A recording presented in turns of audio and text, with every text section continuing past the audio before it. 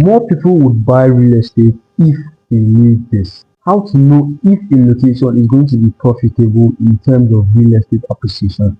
How to know if a location will yield profitable returns on investment.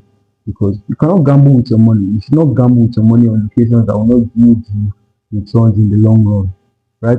So in this video, I'm going to be talking about indicators, various signs that you should look out for that a location will show you that development is coming here, and it will be a catalyst for real estate property appreciation in these locations. Any location that you're looking to buy in, any location you're looking to invest in, you should look out for the following things. If these boxes are ticked, then you know that this investment, if I do it right, it should yield me considerable returns on investment if I'm patient. The first sign that a location is going to yield profitable returns is if there is infrastructure or if there is a plan for infrastructure in that location. Most expensive properties are in locations where there is a substantial amount of infrastructure. When I mean infrastructure, I mean roads, access to electricity, pipe-borne water, street lights, security. All these are infrastructure that are catalysts for development. One of the most important is access roads. The accessibility of a location means a lot to that location. What accessibility means is that if there's a route people pass, if there's a major route in which people take through the location which you want to buy in, that means people pass that location. And what happens when people pass through a location that you bought in? Development occurs, demand increases, and this is one of the signs that that location is a premium location for investment. So the presence of infrastructure in malls, roads, schools, markets, airports, all these things are signs that that location is a premium location. Because any location, just imagine the location that the government of a state decided to build an airport. That location is not going to be abandoned.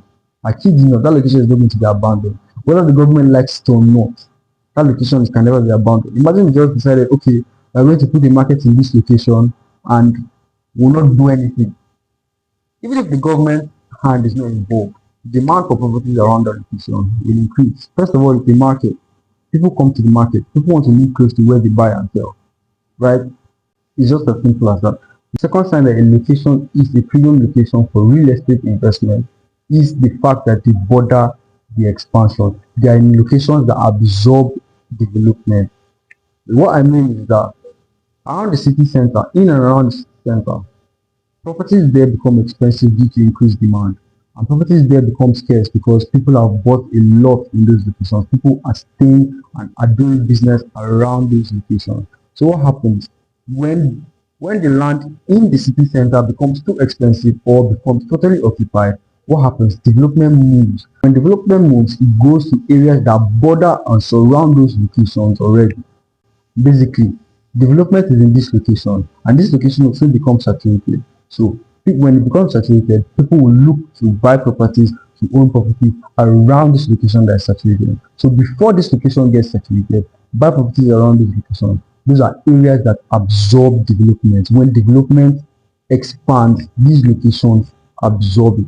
So you should be looking to invest in locations that will absorb development when the center gets saturated. So the city center basically of any city, of any state, expands, and it expands from the center, which is the central business district. For Enugu, the central business district is Ogui or Independence Layout.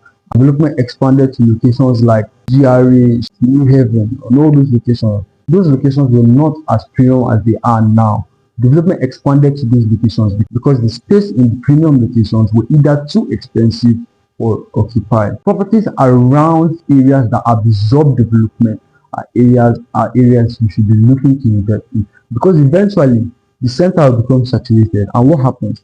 It moves. And when development moves, the people that waited for development to come will be the people that are rewarded the most, that benefit the most for waiting for development. What's important about this point, what's important about this indicator is that you have to see where development is going, and you have to wait.